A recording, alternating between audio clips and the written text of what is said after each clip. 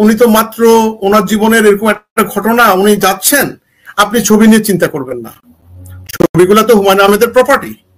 হুমায়ুন আহমেদ বলছে তখন শাওন তো কথা বলতে পারছে না, শাওন বলেছে ছবিগুলো জন্য আমাকে ফোন করা। আমার সাথে ওনার কিছুক্ষণ আগেও দেখা হয়েছে। হ্যাঁ, কিন্তু আপনি এটা নিয়ে চিন্তা করবেন না, আমি যথাযথভাবে সেটি পৌঁছে দেব। তো আমার এই ছবি নিয়ে আপনারা জানেন কত রকম ঘটনা ঘটেছে। এই 21টি ছবিকে হুমায়ুন আহমেদের কাছে, হুমায়ুন আহমেদের প্রপার্টির মালিককে বলেন তো, শুধু কি মেহেরাপুর শাওন? না, ওনার 3টি আগের ঘরের সন্তান রয়েছে। তাহলে আমার একজন দায়িত্ববান মানুষ হলে এগুলো উনি নিউ ইয়র্ক বইমেলার জন্য ছবিগুলো এঁকেছিল, নিউ ইয়র্কে বসে নিউ ইয়র্ক বইমেলা ইচ্ছাগুলো রেখে দিতে পারতো, বা মুক্তধারা রেখে দিতে পারতো, যদি ছবিগুলোর বিভিন্ন কাজে আমরা রং থেকে শুরু করে সমস্ত কিছু করেছি। আমরা সেই কাজটি করিনি। আমরা মেহেরাপুর শাওনের মার কাছে ছবিগুলো দিইনি। কেন দিইনি এটা নিয়ে আমার জীবন বরবাদ করে দেওয়ার উপক্রম। আপনি জানেন আমার বিরুদ্ধে 2টো মামলা করেছে, একটা না, একটা ফৌজদারি আদালতে, একটা হচ্ছে ক্রিমিনাল কোর্টে। দেখেন ছবিগুলো আমি কি করলাম। আপনি জানেন সে সময় অনেক ঝামেলা ছিল বিভিন্ন রকমের। আমি এই ছবিগুলো হুমায়ুন আহমেদের মার কাছে, প্রতিটা ছবি একটা একটা করে, ওনার 2 ছেলে, আপনি জানেন আরো 2 ছেলে, হ্যাঁ, একজন হচ্ছে আপনার ছোট ছেলে এবং জাফর ইকবাল, ওনার মেয়ে আপনার শেফুদি, সকলকে আমি উপস্থিত রেখে মেজর এহসানকে নিয়ে গেছিলাম। আমি একটা একটা করে খালাম্মার হাতে দিছি, আর প্রত্যেকটা ছবির আমি ফটো তুলে রেখেছি, খালাম্মা যে রিসিভ করতেছেন, এবং পরে দিয়ে খালাম্মার সাইন নিয়ে 2 ছেলে 1 মেয়ের কাউন্টার সাইন নিয়ে আমি রিসিভ করে নিয়ে আসছি। এখন ভাই, আমি এক পক্ষের কে ছবি দেওয়াটা সঠিক হচ্ছে না অভিভাবকের কাছে দেওয়াটা সঠিক হচ্ছে, এটা মানুষের বিবেচ্য বিষয়। এটা ওই মামলা তো টিকে নাই, ওই মামলা তো খারিজ হয়ে গেছে, সেটা আমি জানি। না, আপনি আমার বিরুদ্ধে যে 2টো মামলা করেছে সেখানে একটা মামলা খারিজ হয়ে, মামলা যেটি হচ্ছে ম্যাজিস্ট্রেট কোর্টের মামলাটি, আপনার মনে আছে 2013-তে যখন আমার বইটি বাংলা প্রকাশ বের করে 15 দিনের মধ্যে 6000 বই বিক্রি হয়ে গেছে। এবং এই বই বিক্রি হওয়ার পরে বইটাকে বন্ধ করার জন্য যে ন্যাক্কারজনক ভাবে বাংলা একাডেমি সে সময় আমার মানে বাংলা প্রকাশের স্টল থেকে তুলে নিয়ে আমাকে সমন জানানো থেকে শুরু করে, সে সময় যিনি মেলার পরিচালক ছিলেন, কোনো বই যেন না রাখতে পারি এবং আমি যেন বই মেলা না যেতে পারি, এবং আপনার শাহবাগের যেই তখনকার যিনি আপনার এসপি ছিলেন শাহবাগ থানার, আমার বিরুদ্ধে সেখানে কোনো যদি বিদেশি কারো বিরুদ্ধে কোনো অভিযোগ থাকে, সেটা কি করে, সেটা আপনি রাষ্ট্রদূত অথবা কনসালজারের মাধ্যমে তার সম্পর্কে তথ্য উপাত্ত নেবেন। এই লোকটা কি খারাপ লোক না ভালো লোক, বা তার সেটা কি। আপনি আমার সের কোনো চেষ্টা করলেন না, আমি থাকি বিদেশে, আপনি আমার বিরুদ্ধে আপনার একপেশী ভাবে আপনার ক্ষমতা দিয়ে আমার বিরুদ্ধে আপনি রিপোর্ট করিয়ে আমি যাতে বাংলাদেশে এয়ারপোর্টে নামলে আমাকে অ্যারেস্ট করতে পারেন সে ব্যবস্থা আপনি করেছেন। এটি তো ঠিক না।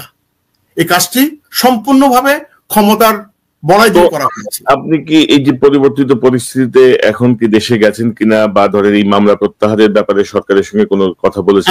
আমি এই মামলা প্রত্যাহারের ব্যাপারে সরকারের সাথে কখনো চেষ্টা করিনি, কারণ আমার কাছে মনে হয়েছে যে এখনই এটা সবচেয়ে ভালো সময়, যেটি যারা অবহেলিত, যারা আপনার বিভিন্নভাবে মানে আপনার ক্ষমতা লিপসুদের হাতে নির্যাতিত হয়েছে, আমি অফিসিয়ালি আমার অ্যাটর্নিকে আমি বলেছি এটি একটা পিটিশন দিয়ে যেন এটা থেকে, এবং এই বইটি যাতে করে এবার বইমেলায় মানুষের কাছে পৌঁছাতে পারে, মানুষ যেন জানে হুমায়ুন আহমেদের এই যে গলা চাপা দিয়ে রাখা হয়েছে, একটা বইটাকে মৃত্যুর পথে নিয়ে গেছে।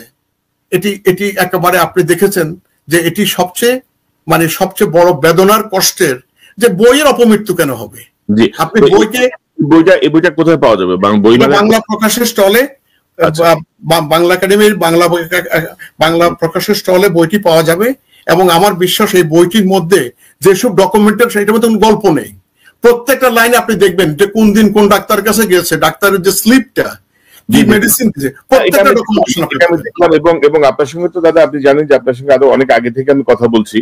জি, আপনি হুমায়ুন আহমেদের, আমার মনে আছে হুমায়ুন আহমেদের একটা মৃত্যুবার্ষিকীতে আপনি চেয়েছিলেন আমার সাথে কথা বলার জন্য। আমি আপনাকে এখনো বলছি, এবারও আমি আপনাকে একদম আমার কাছে মনে হয়েছে যে হুমায়ুন আহমেদের মৃত্যুর এই ব্যাপারটি, এটি তার পাঠকের, তার যেই ভালোবাসার বাংলা ভাষা, যতদিন আমি বারবার বলি, হুমায়ুন আহমেদের মৃত্যুর আগে অনেকেই হুমায়ুন আহমেদকে বলতো যে মানে আপনার কি বলে, মানে এই অল্প টাকার লেখক বা টাকা দিয়ে লেখক, কিন্তু হুমায়ুন আহমেদের যত দিন যাচ্ছে হুমায়ুন আহমেদ তত বেশি পঠিত হচ্ছে। তবে একটি কথা আমি এখানে বলতে চাই যে ধরেন হুমায়ুন আহমেদ ভালোবেসে মেহের আফরোজ শাওনকে বিয়ে করেছেন, বা শাওন হুমায়ুন আহমেদের উপর ভর করে বিশাল অভিনেত্রী হয়ে গেছেন। শাওন যে এক্সপোজার পেয়েছেন, যে ধন সম্পদের লোভের তার বিভিন্ন ঘটনার কথা আমরা জানি। তার মায়ের ক্ষমতা ব্যবহার করে, হুমায়ুন আহমেদের জনপ্রিয়তাকে ব্যবহার করে আমরা যা দেখেছি, আসলে এটা একটা ব্যাড লাগ আর কি। যে ধরেন ওই যে বলে না যে বানরের গলায় মুক্তার মালা, এরকম একটা বিষয়ে আর কি, বানর তার মুক্তোর মালার মর্যাদাটা বোঝে না। তো আপনি এখন কি চান এই যে শাওন? আমি মেহের আফরোজ শাওন হুমায়ুন আহমেদের মৃত্যুর পরে যখন উনি একটা কথা বলছিলেন, সেই কথাটা আমার মনের মধ্যে খুব গেঁথেছিল। সেই কথাটা ছিল যে হুমায়ুন আহমেদ ক্যান্সারে, উনি চেয়েছিলেন যে ক্যান্সারে মারা গেছে হুমায়ুন আহমেদ, আসলে উনি মারা যান নাই। কিন্তু হুমায়ুন আহমেদের শেষ ইচ্ছার কিনা আমি জানি না, উনি বলছেন যে একটা হুমায়ুন আহমেদের নামে একটা ক্যান্সার হাসপাতাল উনি করবেন। এবং এই কথাটা গুলো কিন্তু উনি মৃত্যুর পরে বারবার ওনার পাঠককে, ওনার মানুষদেরকে জানাচ্ছিলেন। এটা কিন্তু ভালো ফান্ড কালেকশন শুরু হয়েছিল বোধহয়। আমি শুধু এটুকু বলবো, হুমায়ুন আহমেদের যে আমেরিকা চিকিৎসার সময় কত টাকা খরচ হয়েছে আর কত টাকা উনি ফ্রি ট্রিটমেন্ট পেয়েছে, এই হিসাবগুলো যখন আমি বইতে দিয়েছি, তখনই কিন্তু আমাকে আমার জবান বন্ধ করার জন্য সমস্ত ভাবে চেষ্টা করা হয়েছে। কিন্তু আমি একটা ব্যাপারে পরিষ্কার ছিলাম, কেন আমি তো কোনো কথা বলিনি, আমি তো সব এভিডেন্স দিয়েছি। আপনি এভিডেন্স তো আপনি মিথ্যা প্রমাণ করতে পারবেন না। তার একটা এভিডেন্সকে মিথ্যা প্রমাণ করতে হলে আপনাকে কি করতে হবে, যে দুইটা হসপিটালে ছিল সেই দুইটা হসপিটাল থেকে রেকর্ড এনে আপনাকে দেখাতে হবে যে এটা সঠিক না। কিন্তু আমি তো রেকর্ডটা আগেই বের করে ফেলেছি। সেই রেকর্ডটা এখান থেকে আমি সবকিছু তথ্য উপত্যকা দিয়ে দিয়েছি, কারণ আমি জানি পৃথিবীতে একদিন হলো সত্য প্রকাশিত হবে। এই সত্যের জন্য হয়তো আজকে আপনি, স্যার মারা গেছেন 2012 সালে, আজকে আপনি 2025 সালে বইমেলার সময় আপনি এই বিষয়টা নিয়ে ভাবছেন। কেউ না কেউ তো ভেবেছে, এত বছর পর আপনি তো ভাবলেন। আমি আপনাকে বলবো, হুমায়ুন আহমেদের যে পাঠক গোষ্ঠী এবং প্রত্যেকে সারা জীবন হুমায়ুন আহমেদকে ভালোবাসবে, হুমায়ুন আহমেদকে মনে রাখবে, কিন্তু এই ট্র্যাজেডিটা কেউ মেনে নেয় নাই, কেউ ভুলবে না। এখন দাদা কথা হচ্ছে কি জানেন তো, মানুষের তো মৃত্যু হবে, মানুষ পৃথিবীতে আসবে, মৃত্যু হবে, এটা স্রষ্টার নিয়ম, স্রষ্টার বিধি। কিন্তু অবহেলাজনিত যে মৃত্যু, সেটি অবশ্যই দুঃখজনক। কারণ ধরেন যে প্রথম কথা হচ্ছে যে একটা পোস্ট অপারেটিভ পেশেন্ট, তাকে বাসায় এনে এত আনন্দ উল্লাসেরও কিছু নাই, বা তার রিকভার করেন নাই, এবং এটা এলাও করাও ঠিক না। উনি চাইতেই পারেন, কিন্তু তার পরিবার, তার স্ত্রী বা তার স্বজনদের উচিত হয় নাই।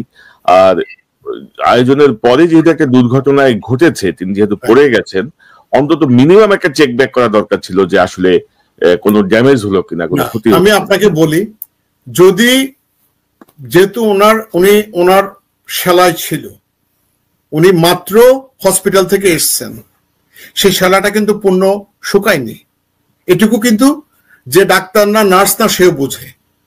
আরে ভাই, নর্মালি আমাদের মহিলাদের সিজারিয়ানের পরেও তো আমরা 15-20 দিন তাদের একটা বিশেষ টেক কেয়ারের মধ্যে থাকে, না যায়। তো সেখানে একটা ক্যান্সার পেশেন্ট, তার এত জটিল একটা সার্জারি। তো আপনি এখন কি চান, মানে মেহের আফরোজ শাওন বা মাঝহার, যারা এই ঘটনার সঙ্গে খুব কাছে থেকে যুক্ত ছিল, তাদের ব্যাপারে আপনার দাবি কি সরকারের কাছে?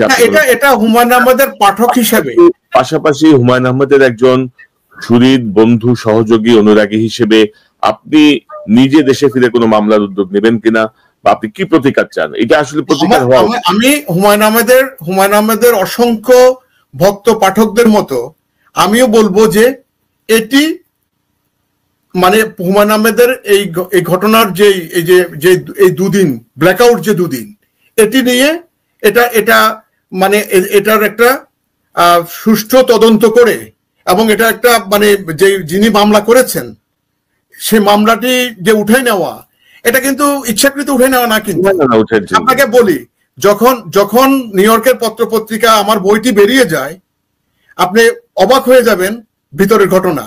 আমি যেন কথা না বলতে পারি, দেখেন হুমায়ুন আহমেদের বিরুদ্ধে তো এটা বলছে না কেউ। ভেরি ইন্টারেস্টিং, আপনি কথাটা বোঝার চেষ্টা করেন। হুমায়ুন আহমেদের বিরুদ্ধে কিন্তু কেউ বলে নাই। হুমায়ুন আহমেদের মৃত্যুর জনিত কারণটি নিয়ে মানুষ যখন কথা বলছিল, সেটাকে অন্যরকম ভাবে ব্যাখ্যা তৈরি করে বাংলাদেশের বিশিষ্ট 15-20 জন লেখককে দিয়ে একটা স্টেটমেন্ট দেয়ালো মেয়ের আফরোজ শাওন, এবং আপনার সেখানে তারা কি করলো, বিভিন্ন জনের কাছে গিয়ে যে যেন আমরা যারা এই ঘটনাগুলো দেখেছি, এই সত্যি কথাগুলো যারা বলেছে, এটা নিয়ে যেন কোনো কথা না বলা হয়। মানে এটা হচ্ছে আপনি কোরআন শরীফের মতো, এটা হয়ে গেছে, এটা আপনি আর কথা বলতে পারবেন না। এই প্রক্রিয়াটি ছিল অন্যায়। এবং আমি পরে শুনেছি যাদের নাম ব্যবহার করা হয়েছে স্টেটমেন্ট দিয়ে, এই বিষয়ে আপনারা লিখলে হুমায়ুন আহমেদের সম্মান নষ্ট হবে। এটা হুমায়ুন আহমেদের সম্মান আর হুমায়ুন আহমেদের প্রতি অবহেলা দু জিনিস। এই কথাটা কিন্তু আমি ওই দিন বলতে পারিনি, আমাকে বলতে দেওয়া হয়নি। আমি এখন বলছি আপনাকে এই কারণে যে পরে আমি শুনেছি যাদের নাম ব্যবহার করছে স্বাক্ষর দিয়ে স্টেটমেন্টে, সেখানে কয়েকজন সাইন করে নাই, তাদের নাম বলে দিয়েছে। কত বড় অন্যায় আপনি ভাবতে পারেন বিষয়টা। তো এই বিষয়ে আপনি কোন আইনগত পদক্ষেপে যাওয়ার কথা ভাবছেন?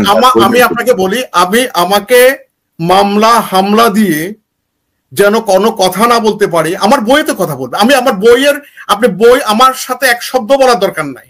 যদি বইয়ের ডকুমেন্ট গুলো নিয়ে কেউ মামলা করে, সেই মামলা 100% সে উইন করবে, কারণ এখানে কোনো কথা নেই, সব এভিডেন্স, রাইট? তাই না? আমার বিশ্বাস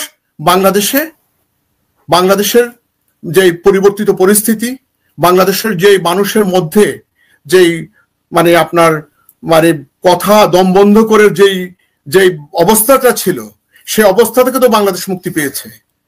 সেই মুক্তির থেকে আমার বিশ্বাস কেউ না কেউ, আপনি যে আজকে কথা বলছেন ভাবছেন, এটা তো অনেকে ভাবেনি। আমার বিশ্বাস কেউ না কেউ এই জায়গা থেকে এটি আমার কথা কি হবে না হবে, কিন্তু এটি একটি পরিষ্কার অবহেলা, এটি তাকে বলতে হবে। হ্যাঁ, হুমায়ুন আহমেদ পড়ে গেছে এতটার সময়, আমরা তাকে নেওয়া হয় নাই হসপিটালে, এটা আমাদের ভুল হয়েছে। হুমায়ুন আহমেদকে আপনি ফিরে পাবেন না এখন, কিন্তু আপনাকে বলতে হবে এটি তার প্রতি ইনজাস্টিস করা হয়েছে। না, আপনি যতটুকু বললেন, আপনার বইতে যতটুকু তথ্য প্রমাণ ডকুমেন্টেশন আছে, আমি মনে করি যে এটি যথেষ্ট এটি বলার জন্য যে একটি অবহেলা জনিত কারণে হুমায়ুন আহমেদের মৃত্যু, স্বাভাবিক মৃত্যু না। এটি হয়তো এড়ানো যেত যদি তাৎক্ষণিকভাবে তাকে হসপিটালে নিয়ে যাওয়া যেত, তাকে তাৎক্ষণিকভাবে যদি যে হসপিটালে অপারেশন হয়েছে যারা এই মেকানিজমটা করেছেন তাদের হাতে যদি নিয়ে যাওয়া। ছেড়ে দেওয়ার পরে আমি কিন্তু ছেড়ে দিতে আমার মনে কিন্তু আশঙ্কাটা ছিল যে ওনাকে কেয়ারিং করার জন্য হাসপাতাল ইজ দি বেস্ট। কেননা ওনাকে ধরেন, ওনাকে যখন কেমোথেরাপি দিতে আমি পিক আপ করতে যেতাম জামাইকাতে, অনেক দিন ছিল, আমি যখন মানে গাড়িতে বসে না থেকে ড্রাইভার সহ আমি উপরে উঠে যেতাম। উপরে উঠে গিয়ে স্যার তো লুঙ্গি পরতেন, আপনারা জানেন যে মজা, উনি আরাম করে লুঙ্গি পরার একটা এটা ছিল ওনার। যেহেতু কেমোথেরাপির সময় ওনাকে 2-1 দিন হসপিটালে থাকতে হয়, কেননা কেমোথেরাপি দিলে প্রচুর পরিমাণ কষ্ট হয়, তো এই কষ্টের পর ডাক্তাররা ওনাকে ছাড়তেন না, মিনিমাম 1টি রাত ওনাকে হাসপাতালে থাকতে হতেন। এই কারণে ছোটখাটো যে কাপড় চোপড়, টুথপেস্ট বা এগুলোর জন্য প্রায় সময় কিন্তু আমাকে উপরে গিয়ে সেগুলো কালেক্ট করে নিয়ে আসতাম আমি নিজেও। তো আমি আপনাকে বলছি এই কারণে, এটা তো কাউকে বলার কথা না, এটা হচ্ছে অনুভব করার কথা। একটা মানুষকে যত বেশি আপনি কেয়ারিং করবেন তত বেশি উনি ভালো থাকবে। তো এটি আপনার যখন আরো বিভিন্ন পত্র পত্রিকায় তখন আপনি হয়তো লক্ষ্য করেছেন, নিউ ইয়র্কে একটা প্রথম আলো নামে একটা পত্রিকা, তো বিভিন্ন পত্র পত্রিকা তখন নিউজ হওয়া শুরু হলো যে ওনার মানে ওনার যে সেকেন্ড ওয়াইফ মিসেস যিনি মেয়ের আফরোজ শাওন, তো মেয়ের আফরোজ শাওনের বিরুদ্ধে যখন অনেকগুলো অভিযোগ বের হয়, তখন আমরা আরো বেশি কনসার্ন হয়ে যাই যে ওনাকে টেক কেয়ার করার জন্য অনেক গুরুত্বপূর্ণ। এবং যখন উনি আপনার মানে আমার সবচেয়ে বড় কষ্টের জায়গাটা আপনাকে বলি, যখন হুমায়ুন আহমেদ বাসায় ফিরলেন সন্ধ্যার পরে, যেদিন আপনি পার্টিটা হয়েছে আর কি, আপনার 19 তারিখে, আমার যদ্দূর মনে পড়ে যে উনি আপনার যখন ডেটটা এক্স্যাক্টলি আমি আমার বইটা আমি একটু উল্লেখ করি এখানে, যদি আপনি কিছু মনে না করেন, কেমন? আমি আপনাকে একটু কথা বলি।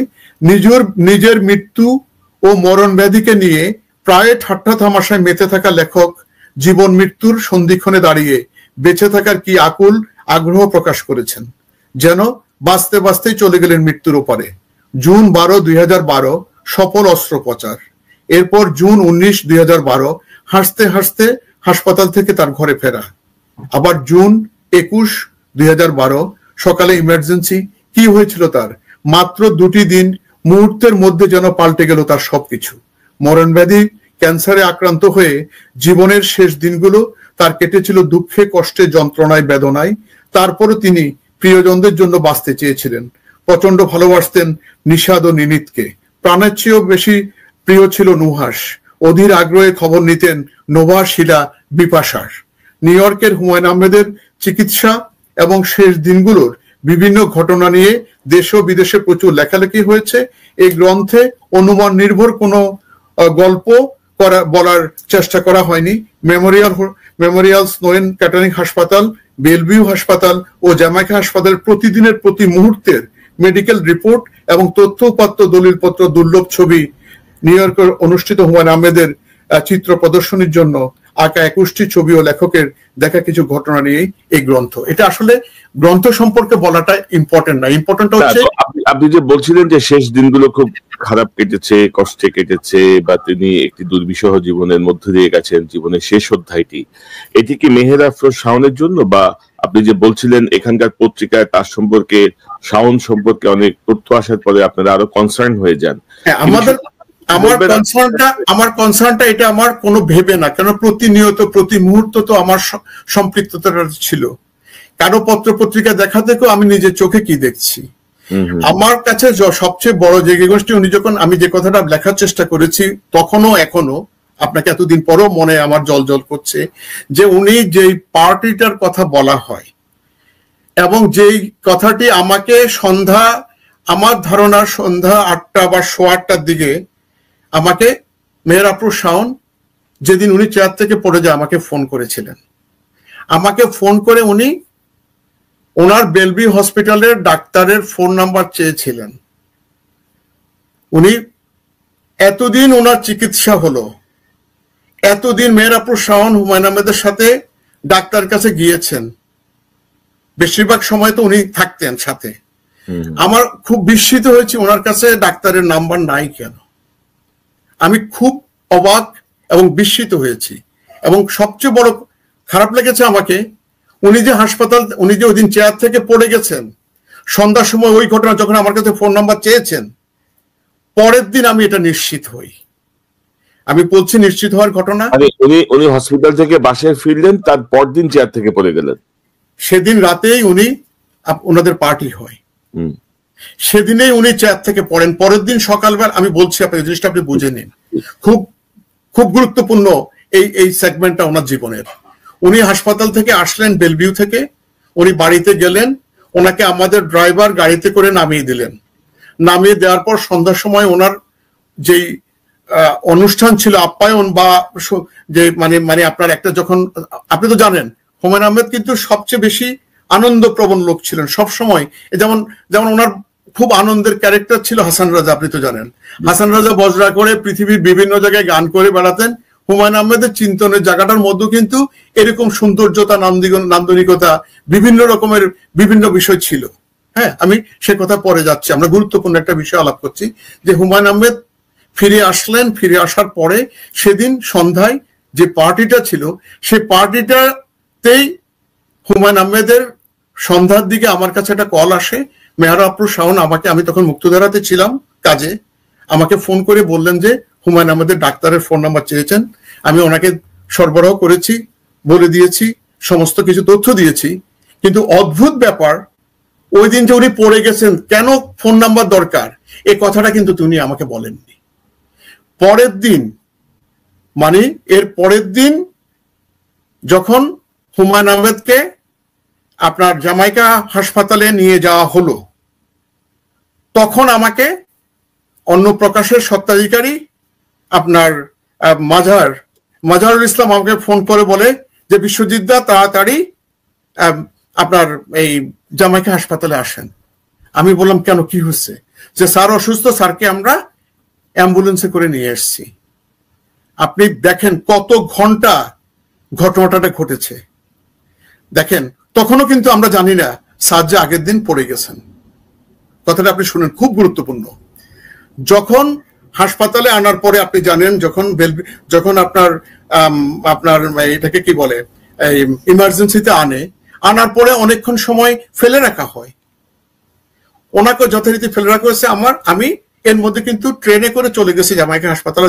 আমি গাড়ি নিয়ে যেতে পারিনি, গাড়ি ডাকলে ড্রাইভার আসবে, সময় লাগবে। আমি চলে গেছি, কেন ওই ট্রেন থেকে উপরে উঠলে জামাইকা হাসপাতাল আপনি জানেন। তা আমি জানি এই বিষয়টা, আমি তাড়াহুড়ো করে চলে গেছি। আমি গিয়ে দেখলাম যে ওনাকে প্রাথমিক যে চিকিৎসাগুলো নেওয়া হচ্ছিল, দেখছেন ডাক্তাররা এসে বা পালস মাপতেছেন, এগুলো হচ্ছে। ওনার কিন্তু ব্লিডিং হচ্ছে।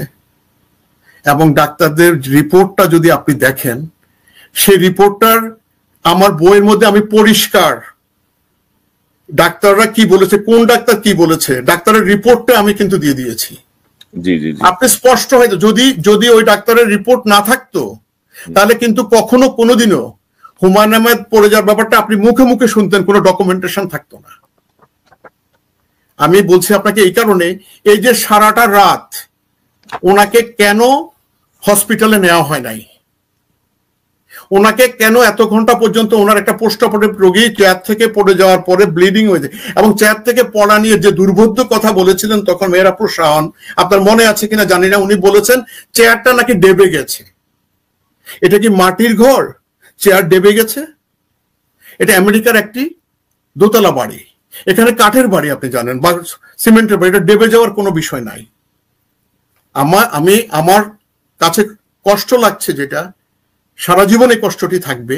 উনি যে ট্রিটমেন্টটা করতে এসছেন, ওনার যে ক্যান্সারের যে ট্রিটমেন্ট, সেই ট্রিটমেন্টটা কিন্তু ওনার একটা সাকসেসফুলি একটা সার্জারি ওনার হয়ে গেছে। উনি কিন্তু ক্যান্সারে মারা যাননি, আপনারা জানেন, প্রত্যেকে জানে এই বিষয়টা, এবং হয়তোবা কথাটা কেউ বলতে পারেনি। আমি আপনাকে এখনো বলতেছি, বাংলাভাষী মানুষের জন্য একটা বড় দুর্ভাগ্য, অনাদরে, অবহেলায়, এবং একটি পোস্ট অপারেটিভ রোগীকে বাসায় আনার পরে কিভাবে রাখতে হয়, এটি আমার বিশ্বাস ওনার স্ত্রী এটুকু বোঝার মতো তার অন্যতম। উনি অনেক মেধাবী মানুষ। আর নরমালি এখানে ডক্টররা যখন রিলিজ করছে, তাকে নিশ্চয়ই সব বলে দেয় যে কিভাবে রাখতে হবে, কি করতে হবে, কোন জায়গায় কেয়ারফুল থাকতে হবে, ডাক্তাররা তো। আরেকটা কথা আমি বলি, ওনার তো এটা জানার কথা, কারণ ওনার জানার কথা এই কারণে, হুমায়ুন আহমেদ তো নতুন অসুস্থ হয়নি। হুমায়ুন আহমেদ বিভিন্ন রোগ বিরোগ, ওনার হার্টের সার্জারি, এর আগে বিভিন্ন কিছু হয়েছে। যখন ঘরের মধ্যে কেউ, আমার বাবা মা বা আমার স্ত্রী যদি কোনো অসুস্থ হয়, তার ব্যাপারটা তো তার পরিবারের লোকরাই সবচেয়ে বেশি জানে বাইরের লোক থেকে, তাই না? কথাটা আমি যে কথাটা বলার চেষ্টা করছি, ব্লিডিং, উনি পড়ে যাওয়ার পরে যদি ওনার সেলাই খুলে গেছে, সেটি প্রমাণিত। আপনি জামাইকা হসপিটালের রিপোর্ট, এটি একদম প্রমাণিত, ওনার সেলাই খুলে ব্লিডিং হয়েছে। এটি এড়াবার বা এটি মিথ্যা কথা বলার সেই সুযোগ নাই, এটি মীমাংসিত। যদি এই রিপোর্ট না বেরোতো, যদি এই তথ্য যদি ডাক্তাররা না বলতো, তাহলে কিন্তু আপনি কখনো এই জিনিসটা পরিষ্কার হতেন না। যদি হুমায়ুন আহমেদ পড়ে যেতে পারেন, ওনাকে তো কেউ জোর করে ফেলে দেয় নাই, কোনো না কোনো একটা অ্যাক্সিডেন্ট হয়েছে, সেটা দুর্ভাগ্যজনক ভাবে হোক, যে কোনো এটা যে ইচ্ছাকৃতভাবে ওনাকে ফেলে দিচ্ছে তা তো না। এটা ওখানে যারা উপস্থিত ছিল তারা সকলে জানে ওই দিনের ঘটনায়। বিষয়টা কি, কিভাবে পড়লেন, বা এটা কি আপনি পরবর্তীতে খোঁজ খবর করেন? আমি আপনাকে বলি কথাটা, এই কথাটি তো কখনোই, যখনই সাংবাদিকরা যখন এই কথাটা যখন বেরিয়ে যায়, যখন ওনাকে বলা হয়, তারপরে উনি বলেছেন যে চেয়ার ডেবে যাওয়া হয়। কিন্তু ওই দিন যারা উপস্থিত ছিলেন সেই পার্টিতে, সেই পার্টির লোকেরা যদি তাদেরকে যদি আপনার যারা করা হয়, কেমন তাদেরকে যদি আজকে হুমায়ুন আহমেদের মৃত্যুর মামলা যদি পুনরুজ্জীবিত হয়ে যদি তাদেরকে যদি ডাকা হয়, সেই পার্টিতে কারা ছিলেন অনেকেই জানেন, এটি তো লুকিয়ে রাখার কোনো বিষয় না। কেমন তাদেরকে জানলে ওনার চেয়ারে পড়া, ওনার যে অকাল মৃত্যু এবং ওনার এই যে কেন ওনাকে এতক্ষণ পর্যন্ত, এটা কি ব্লিডিং হচ্ছে, এটা কি ভয়ে অ্যাম্বুলেন্স কল করা হয় নাই, নাকি আপনার কেন তাকে তখন হাসপাতালে, এই সরকারি হাসপাতালের অ্যাম্বুলেন্সে করে আনার জন্য পরের দিন পর্যন্ত অপেক্ষা করে, কেন একটা গাড়িতে করে যদি আপনি বেলভিউতে তাৎক্ষণিকভাবে নিয়ে যেতেন, 911 কল করলে বাসার সাথে যে হসপিটাল হয় সেই অ্যাম্বুলেন্সটা আপনাকে সেই হসপিটালে নিয়ে যাবে। কিন্তু ওনার চিকিৎসা হচ্ছে ম্যানহাটনের বেলভিউ হসপিটালে, ওনার চিকিৎসা কিন্তু জ্যামাইকা হসপিটালে হয় নাই। সারাটা দিন নষ্ট হয়েছে, সকাল থেকে সন্ধ্যা পর্যন্ত, রাত পর্যন্ত, কিন্তু বিনা চিকিৎসায় উনি 2 দিন হয়ে গেল। আগের দিন ঘটনাটা ঘটেছে, সেদিন ছিল বাসায়, পরের দিন ছিল বেলভিউতে, এই জ্যামাইকা হসপিটাল। ওনার ট্রিটমেন্ট হয় নাই, ওনার ট্রিটমেন্ট শুরু হয় সন্ধ্যা থেকে, সকালবেলা কিন্তু ওনাকে আনা হয়েছে জ্যামাইকা হসপিটালে। আপনি বোঝার চেষ্টা করেন, তারপরে ওনাকে নেওয়া হয়েছে জ্যামাইকা হসপিটাল থেকে নেওয়া হয়েছে বেলভিউতে। দুটো দিন এই জিনিসটা ঘটনার সাথে সাথে ধরেন উবার ডেকেও নিয়ে যাওয়া যাইতো। হ্যাঁ, আমি আপনাকে বলি যখন ঘটনাটা অ্যাক্সিডেন্টলি উনি পড়ে গেছেন, এবং এটি ধরেন ওনারা যদি কাউকে জানাতে নাও চাইতেন, কোনো দোষের কিছু ছিল না। দোষের হয়েছে যে ওনাকে ট্রিটমেন্টের জন্য কেন নেওয়া হয়নি, এই প্রশ্নটা আমি করেছি। অর্থাৎ হুমায়ুন আহমেদের এই পরিণতির জন্য বা মৃত্যুর পেছনে কি অবহেলা, গাফিলতি, উদাসীনতার বিষয়টি স্পষ্ট? এটা তো নিঃসন্দেহ, এটা তো বলার অবকাশ রাখে না, এটা কাউকে অভিযুক্ত করার জন্য না। মূল কথা হচ্ছে এই কাজটি করা হয়নি, এবং দুর্ভাগ্য বাংলা সংস্কৃতির, বাংলা ভাষার জন্য একটা বড় ধরনের মানে নির্মম একটি আপনার মানে অবহেলা ছিল। তো ধরেন ওইখানে যারা প্রত্যক্ষদর্শী ছিলেন বা মাঝারের সঙ্গে আপনার বা শাওনের সঙ্গে পরবর্তীতে কথা হয়েছে কিনা, বা কিভাবে পড়লেন বা কোন পরিস্থিতিতে পড়লেন, কি হচ্ছিল সেখানে, একটু কি বলতে পারেন আমাদেরকে?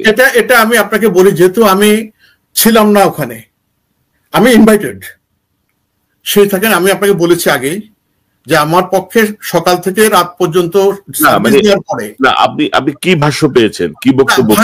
ভাষ্য তো আপনার এখানে পত্রপত্রিকার যেসব কথা এসছে আপনারা দেখেছেন, যে সেখানে আপনার এটা মানে সেলিব্রেশন করা হয়েছে যে একটা সাকসেসফুল সার্জারি পরে হুমায়ুন আহমেদ, আপনি তো জানেন হুমায়ুন আহমেদ খুব আমোদ উচ্ছ্বাস পছন্দ করা একজন মানুষ। আমি আপনাকে একটু আগে একটা প্রসঙ্গক্রমে বসছি।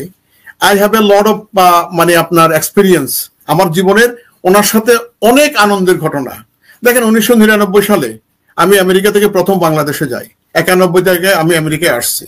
8 বছর পর আমি নুহাশপল্লীতে যখন যাই, যার পর উনি 8 বার তপধ্বনি করিয়েছেন। আমি একটা সাধারণ মানুষ, আমার মতো একটা মানে একটা দুর্বলসম মানুষকে উনি কিরকম সম্মান দিয়েছেন, কিরকম ভালোবাসা দিয়েছেন আপনি ভাবেন তো। এই মানুষটি একটা সার্জারি করে, সাকসেসফুল সার্জারি করে আনন্দে বাসায় ফিরতেছে, তার মুখ চোখ আনন্দে আপনি ভাবতে পারবেন না। ওষুধটা নেয়ার মতো 15 মিনিট সময় উনি দেন নাই। উনি বাসায় পৌঁছে যাবেন, নিনিতকে, নিশাদকে, ওদেরকে কোলে নেবেন, আদর করবেন, ওদের হাতে দিবেন। এটা আমি বলি, এই যে যাত্রাটা, এই যে ওনার যেই ধরেন আপনার 9 মাসের যে যাত্রা আমেরিকা ছিল, আপনি দেখছেন ভেরি কালারফুল এবং এত বর্ণিল। এটা এখন আমি সাধারণ মানুষ, আমার বলার ঊর্ধ্বে। ওনার নিউ ইয়র্কে নীলাকাশে ঝকঝকে রোদের মধ্যে উনি যেসব কলাম লিখেছেন নিউ ইয়র্ক নিয়ে, নিউ ইয়র্কের মানুষের চরিত্র নিয়ে, বিভিন্ন কিছু নিয়ে, এটা কিন্তু মানে এটা একটা বড় ধরনের, যেমন উনি যখন পড়ার সময় বই লিখেছিলেন, আপনার মনে আছে সে সময়কার 2টো বই, মাঝখানে যশোয়া বৃক্ষের দেশে, তারপরে নিউ ইয়র্কের নীলাকাশে ঝকঝকে রোদ, সাহিত্য বলেন সবকিছুতে। কিন্তু মূল যে কথাটা আপনি ভাবছেন, হুমায়ুন আহমেদ ক্যান্সারে মারা যাননি। ওনার জীবনের যে 2টি দিনের কথা আমি আপনাকে বলেছি, সে 2টি দিন আমি বারবার আপনাদেরকে আমি স্মরণ করে দিচ্ছি। 19শে জুন সার্জারি করে উনি ফিরে আসছেন, আবার 21শে জুন একদিন পর দেখেন ওনার জীবনের। এরপর তো জানেন তো আপনি, যখন উনি গেলেন দীর্ঘদিন মৃত্যুর আগে উনি কোমায় ছিলেন, জি, এবং কোমার সময়কার নাটক তো আপনি জানেন। যেদিন উনি মারা যান, আমি আপনাকে বলছি, সেদিন সকালবেলা বিবিসির ইন্টারভিউটা, ভয়েস অফ ইন্টারভিউটা আপনি দেখবেন। তখন ভয়েস অফ ইন্টারভিউতে বলছেন মেহেরাপুর শাওনের সাক্ষাৎকার আছে ওই দিন, সেখানে পরিষ্কার উনি বলছেন হুমায়ুন আহমদ ভালোর পথে, এবং উনি যে কোনো সময় ছাড়া পেলে ওনাকে আমরা বাসায় নিয়ে আসব। কি দুর্ভাগ্য দেখেন, সকালবেলা সাক্ষাৎকারটা হলো, দুপুরের আগে কিন্তু উনি আর নাই। মানে কি, উনি তো কোমায় ছিলেন, ওনার ছোট ভাই জাফর ইকবাল তার ওয়াইফ তখন নিউ ইয়র্কে ছিলেন, এবং উনি তো কারোর সাথে কথা বলতে পারেননি। এবং উনি কবে থেকে কথা বলতে পারেননি, কোন দিন থেকে ওনার কথা বলা বন্ধ হয়ে গেছে, চোখে দেখা বন্ধ হয়ে গেছে, মানে মানুষকে চেনা বন্ধ হয়ে গেছে। এই মানুষটি শুধু জীবমৃত অবস্থায় বেঁচে ছিল, এবং তাকে মানে মানে আপনার অক্সিজেনটা সরিয়ে ফেললে উনি চলে যাবেন। সে সময় ওনাকে নিয়ে যে পরিমাণ বাণিজ্য তৈরি হয়েছে, ওনাকে নিয়ে আপনার মানে একটা মানে মনে যেন একটা স্ক্রিপ্ট লিখতেছে কেউ, হ্যাঁ, কেউ একটা স্ক্রিপ্ট লিখেছে, এবং স্ক্রিপ্ট অনুযায়ী ওনাকে মানে মানে হুমায়ুন আহমেদ, জীবিত হুমায়ুন আহমেদ যেমন কোটি কোটি টাকা ছিল, ওই সময়টাকেও মানে ওনাকে একটা মানে ওনাকে দিয়ে একটা মৃত্যু পথযাত্রী মানুষকে নিয়ে মার্কেটিং করার বা যেই উপজীব্য করে তোলার যে প্রবণতা, এটি খুব পেইনফুল ছিল। এটি নিউ ইয়র্কের মানুষ, নিউ ইয়র্কের সংবাদ মাধ্যমের মানুষ কখনো ভুলবে না। এটি আমি দর্শকদেরকে একটা বিষয় একটু জানাতে চাই। দর্শক, যে মামলাটি করা হয়েছিল চট্টগ্রামের আইনজীবীরা, সেই মামলাটি ঠিক 8 দিন পরে, অর্থাৎ 1 আগস্ট মামলা দায়ের করা হয়েছিল, যেটি কোর্ট আমলে নিয়ে যেটি তদন্ত করতে দিয়েছিল সিআইডি কে। সেই মামলাটি 8 আগস্ট 2012 সালে এটি প্রত্যাহার করে নেয় মামলার বাদী প্রখ্যাত প্রয়াত কথা সাহিত্যিক হুমায়ুন আহমেদের স্ত্রী মেহেরাপুর শাওন ও প্রকাশক মাজহারুল ইসলামের বিরুদ্ধে দায়ের করা হত্যা মামলাটি প্রত্যাহার করে নিয়েছেন বাদী অ্যাডভোকেট নজরুল ইসলাম। বুধবার দুপুরে ফৌজদারি কার্যবিধি 248 ধারা অনুযায়ী চট্টগ্রাম মুখ্য মহানগর হাকিম এবিএম নিজামুল হকের আদালতে এই মামলা প্রত্যাহারের আবেদন করেন তিনি, এবং সেখানে বলা হয় যে তার পরিবার থেকে বলা হয়েছে প্রেক্ষিতে তারা এই সিদ্ধান্তটি গ্রহণ করেছেন। তো বাস্তবতা হচ্ছে যে আপনারা জানেন যে বিশ্বজিৎ, আপনি জানেন যে মেহেরাফর শাওনের মা হচ্ছেন আওয়ামী লীগের দুইবারের এমপি তিনি ছিলেন হচ্ছে তহুরা আলী।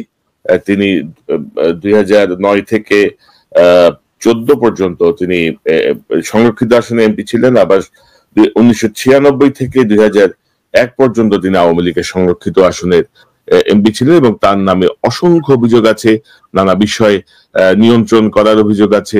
এবং আমাদের ধারণা এই মামলাটি যে হয়েছিল, সে মামলাটিও আসলে প্রত্যাহার করে নেওয়া হয়েছে।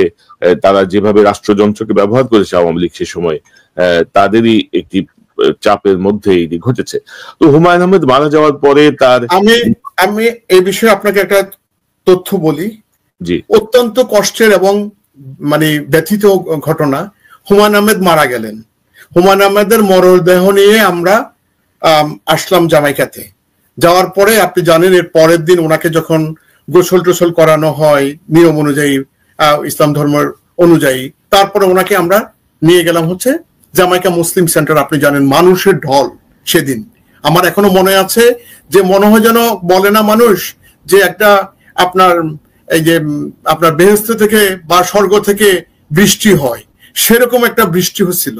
এবং সেটা আমার আমার আমার আমার যতদূর মনে পড়ে যে জামাইকাতে যে আপনার জামাইকার যে মসজিদে হাজার হাজার মানুষ, লক্ষ লক্ষ, অনেক লোক, এত লোক আমি কোনো জানাজাতে আমার জীবনে আমি আমেরিকাতে দেখিনি। তারপরে যখন ওনাকে তারপরে ওনার নিয়ে যাওয়ার ব্যাপারটা তো আপনি জানেন।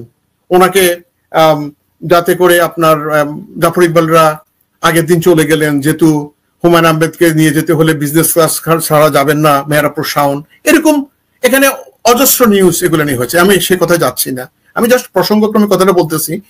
আমাকে উনি এই হুমায়ুন আহমেদ মারা গেছেন, ওনার মরদেহ যাবে, আমরা এয়ারপোর্টে যাব ওদেরকে তুলে দেওয়ার জন্য। সে সময় আমাকে তহুরা আলী ম্যাডাম ফোন করে বললেন যে হুমায়ুন আহমেদের যে ছবিগুলো এঁকেছিলেন সেই ছবিগুলো ওনাকে আপনার নিয়ে যাওয়ার জন্য, এয়ারপোর্টে যাওয়ার সময় ওনার কাছে দিয়ে দেওয়ার জন্য। তো আমি বললাম যে ম্যাডাম উনি তো এবং স্যারের বিভিন্ন সময়ের হাসপাতালের ছবি, কেমোথেরাপির ছবি এবং বিভিন্ন হাসপাতালের যে ডকুমেন্টেশন বা ওনার আপনার মৃত্যুর সনদ থেকে শুরু করে এমন কোন ডকুমেন্ট, এটা আসলে এটা কোনো উপন্যাস বা গল্প ছিল না, এটা ছিল একেবারে প্রতিদিনের দিনলিপি। এবং এই বইটি লেখার কথা আমার ছিল না।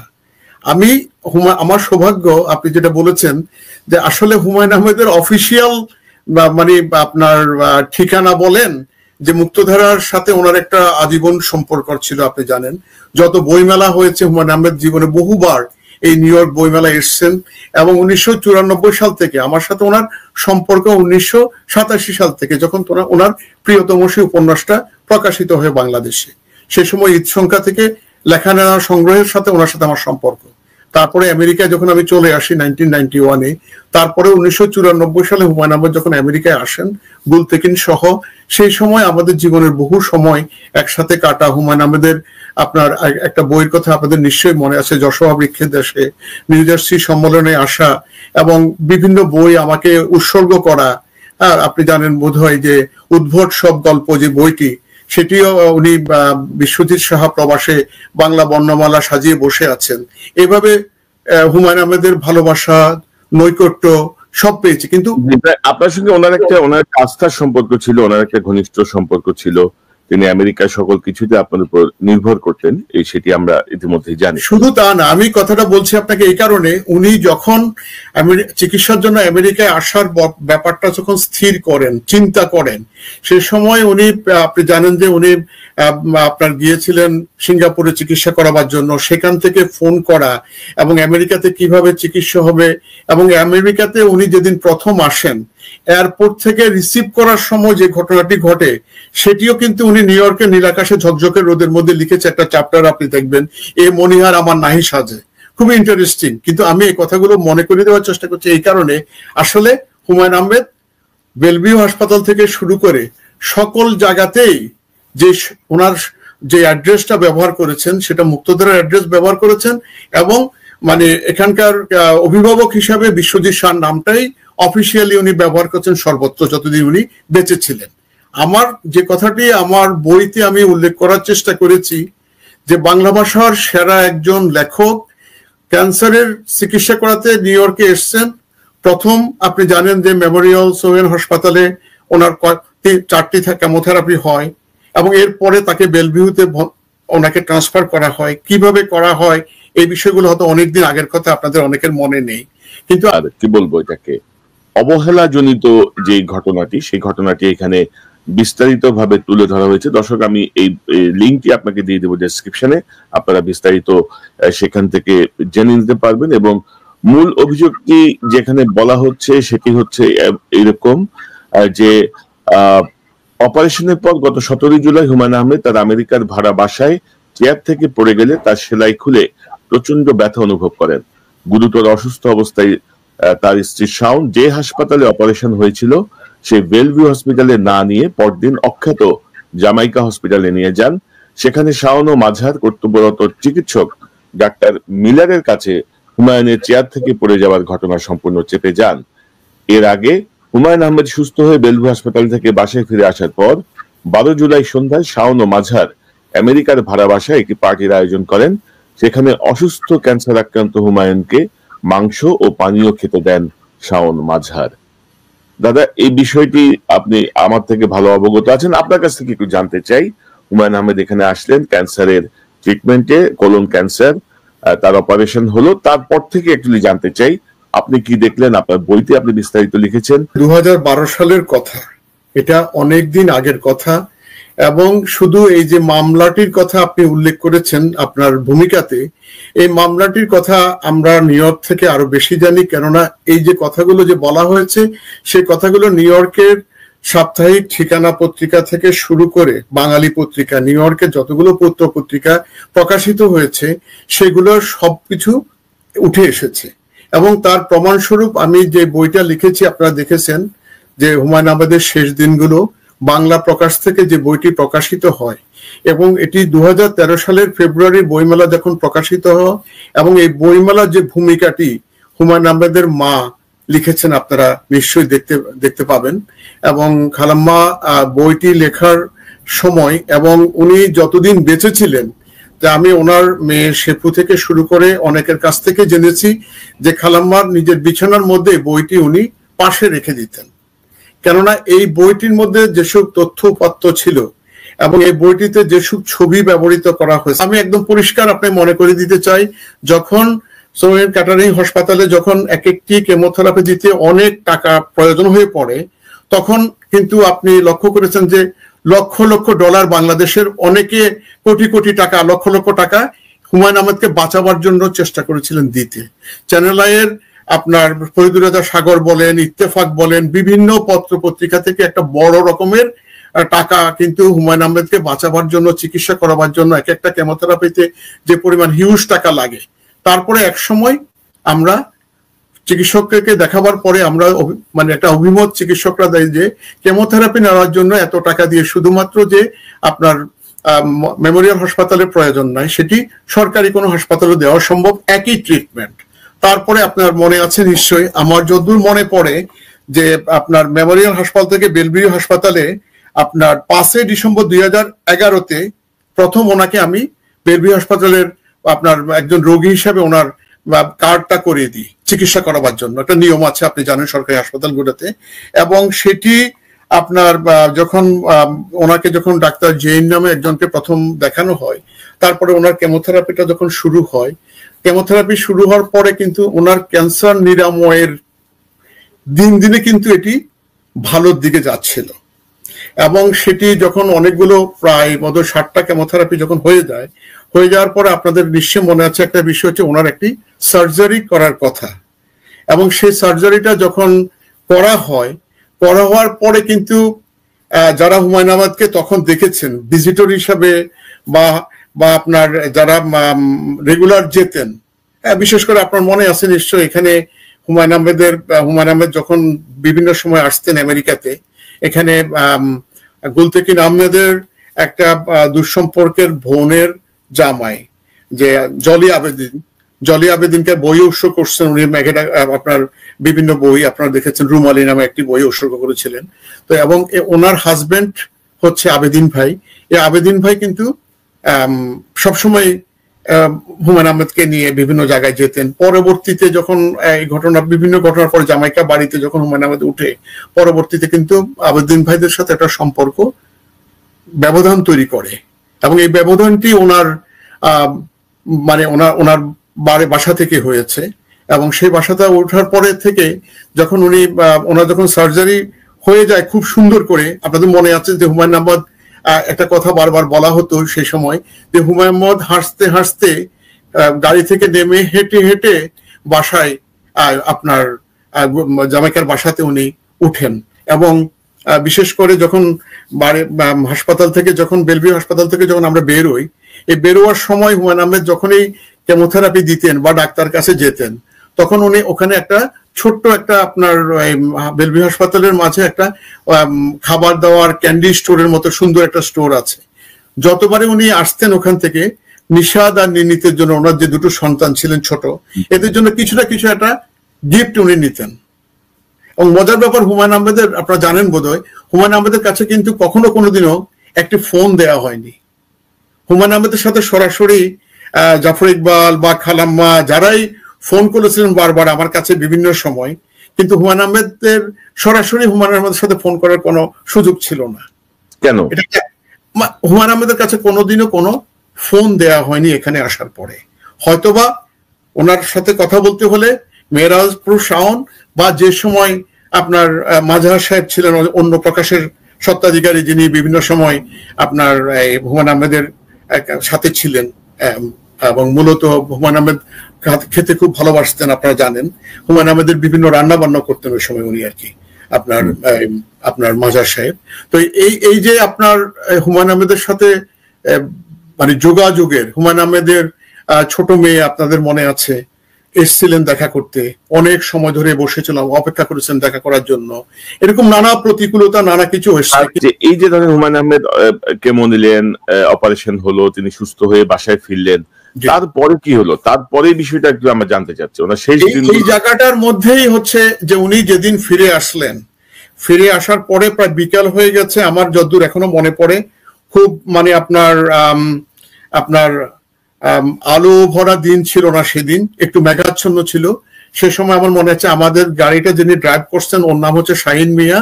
তো শাহিন আপনার স্যারের মেডিসিন গুলো তখন নেওয়া হয় নাই, মানে আসার সময় তো আপনি তো জানেন যে মেডিসিন আনার জন্য কাকে আনতে হয়, আমেরিকাতে নিয়ম অনুযায়ী সাধারণত স্ত্রীরা আনে মেডিসিন, তাই না, বা তার কেয়ার অফ যে থাকে সে নিয়ে আসে। তো হুমায়ুন আহমেদের প্রত্যেকটা চিকিৎসা সংক্রান্ত ঔষধ থেকে শুরু করে যে কোনো রকমের ট্রিটমেন্টের যে কোনো কিছু, সেটা আমাকে ফেস করতে হয়েছে, কারণ আমি ছিলাম ওনার লোকাল গার্জিয়ান। এবং সেদিনও স্যারের সাথে কিন্তু আমি ফেরার সময় আসতে পারিনি। স্যার অস্থির হয়ে পড়ছেন বাসাতে আসার জন্য, নিশাদ দিনীতকে দেখার জন্য তার যে আকুল আগ্রহটা ছিল। এবং উনি ওনাকে আপনার শাহিন, আমার মনে আছে যে এখানে মুক্তধারার সামনে নামায় দেওয়ার পর ওনাকে জামাইকা বাড়িতে দিয়ে আসলো। দিয়ে আসার পরে আমি আবার যে মেডিসিন গুলো, আমার আসতে দেরি হয়েছে বেলভিউ থেকে, আমি সেই মেডিসিন গুলো আবার পাঠিয়ে যখন দিই, তখন স্যার কিন্তু আমাকে একটা কথা বলতে, বিশ্বজিৎ আজকে কিন্তু আমাদের বাসাতে একটা আনন্দ উল্লাসের ব্যবস্থা আছে। তো আমি বললাম স্যার আমি সকাল, আপনি তো জানেন আপনাকে নেয়ার জন্য সকাল 6:30টার সময় আমি বেলভিউতে আসছি, এখন বাজে প্রায় 5টা, আজকে স্যার আমি যেতে পারবো না, কিন্তু স্যার আপনি খুব সাবধানে থাকবেন, কেননা আপনি জানেন বড় কোনো সার্জারি হওয়ার পরে যত বেশি দিন হাসপাতালে থাকা যায় তত বেশি সিকিউরড রোগীটি। এটা আমার ভাষা না, এটা হচ্ছে ডাক্তারদের পরিভাষা। কিন্তু আমেরিকার সমস্যাটা যেটা হচ্ছে, আমেরিকাতে ডাক্তাররা যখন সিদ্ধান্ত নেয় একটা পোস্ট অপারেটিভ রোগীকে তাকে যখন রিলিজ করে, এই রিলিজটা আপনি জানেন এক এক দিনের জন্য কত $1,000 বিল আসে। তো এই কারণে ডাক্তাররা ওনাকে ছেড়ে দেন।